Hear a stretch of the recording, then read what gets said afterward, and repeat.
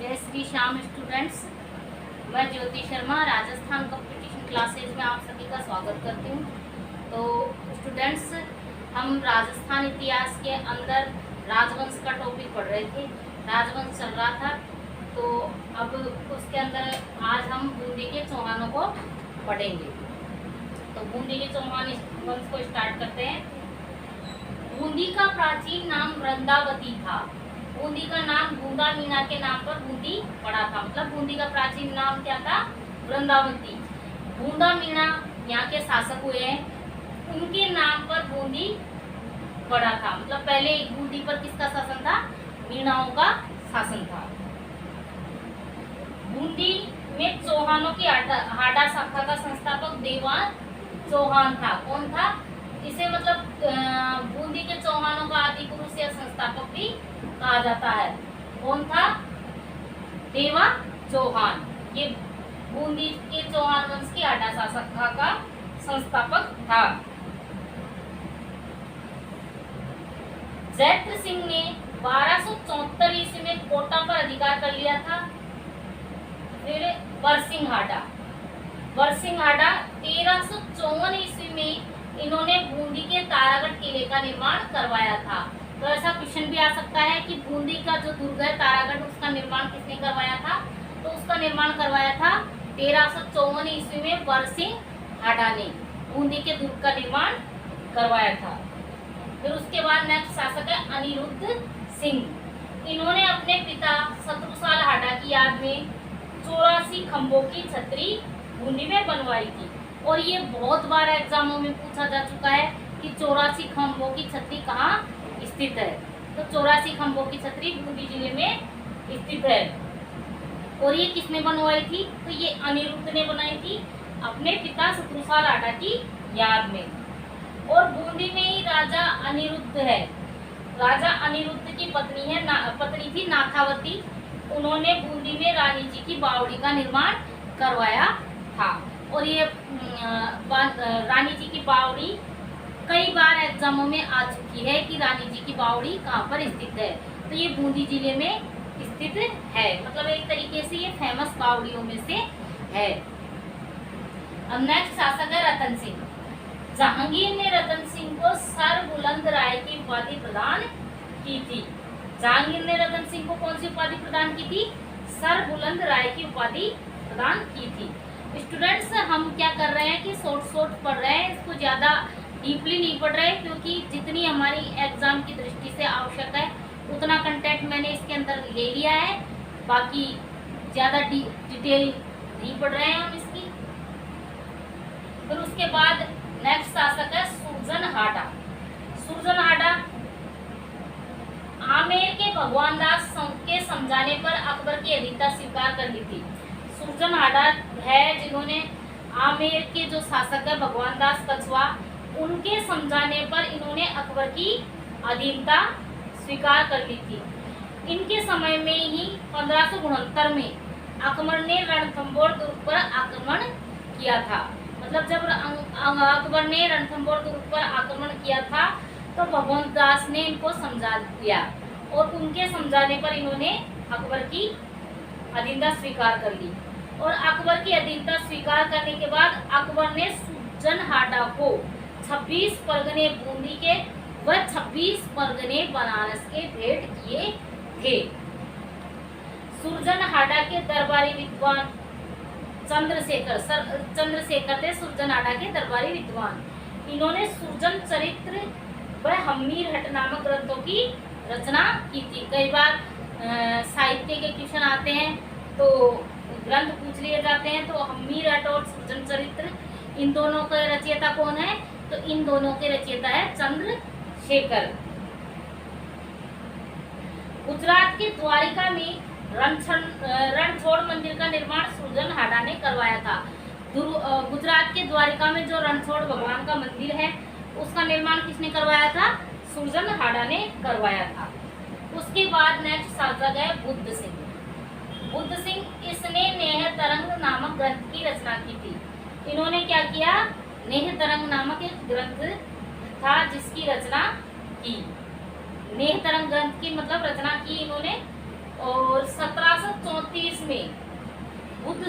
समय ही मराठों का प्रवेश कहाँ पर हुआ था? बूंदी रियासत में हुआ था।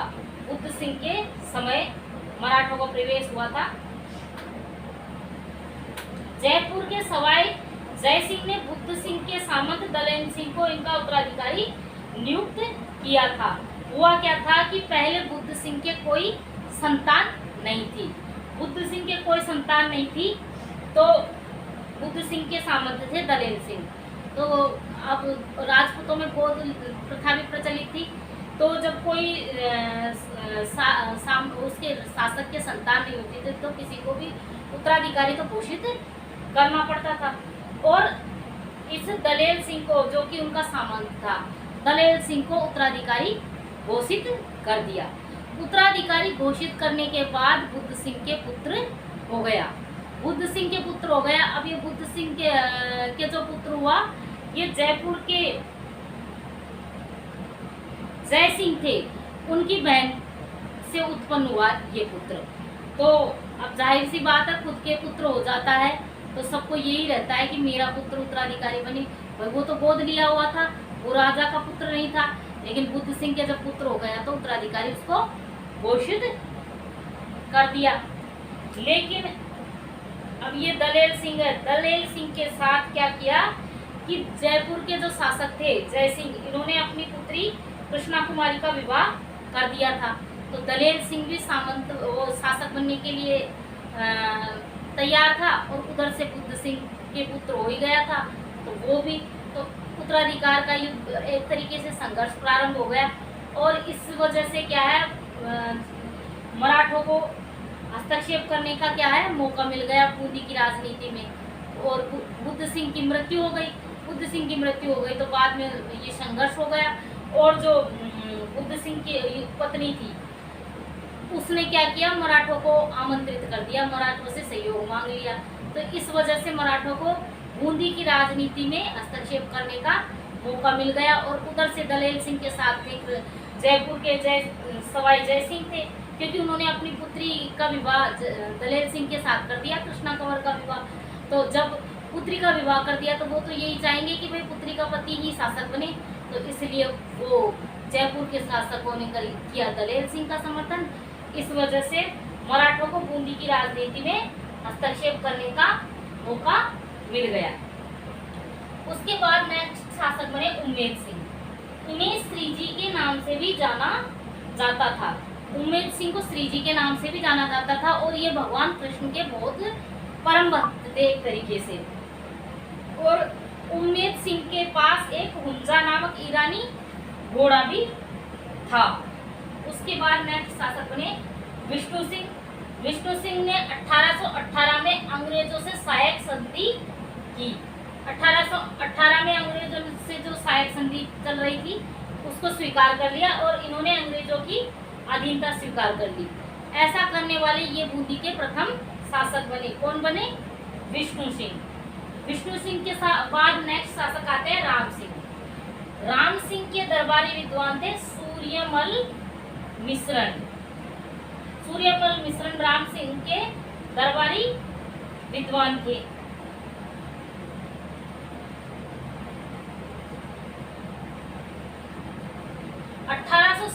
की क्रांति के समय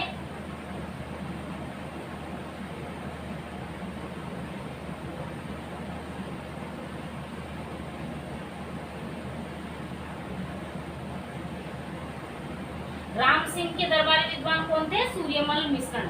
और सूर्यमल मिश्रण को राजस्थान के राज्य कवि भी कहा जाता है।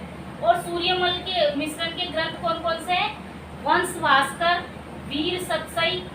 और ये वंश भास्कर और वीर सतसई कौन से? 1857 की क्रांति से संबंधित ग्रंथ थे।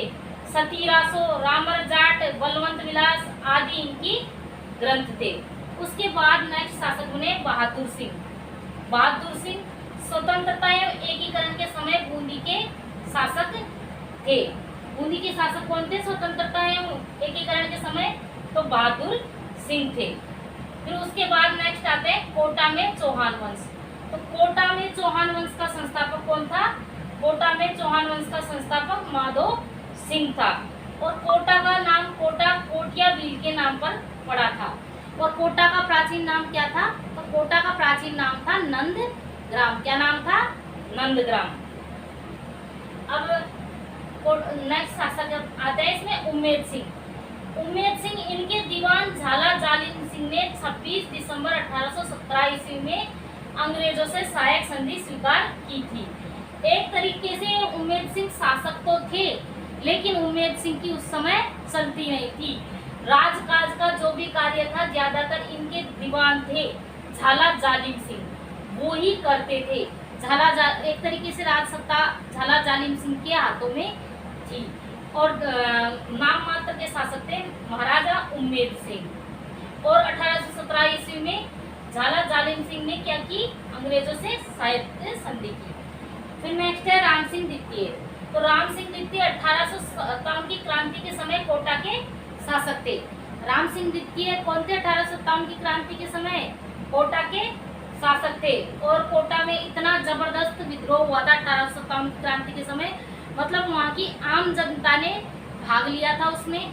और वहाँ शासक को भी एक तरीके से राजमहल में नजरबंद कर दिया गया था और 6 महीने तक वहाँ पर जनता का शासन चला था। और वहाँ पर क्रांति का नेतृत्व किया था लाला जयदयाल और मेहराब अली खान ने कोटा में क्रांति का नेतृत्व किया था। और शासक को एक तरीके से नजरबंद कर दिया था और शासन सत्ता मतलब इनके हाथों में आ गई थी। और ये एक ऐसी क्रांति थी कि इसमें मतलब आम जनता ने बढ़ चढ़कर हिस्सा लिया था कोटा में। फिर नेक्स्ट है भीम सिंह। स्वतंत्रता एवं एकीकरण के समय कोटा के शासक थे।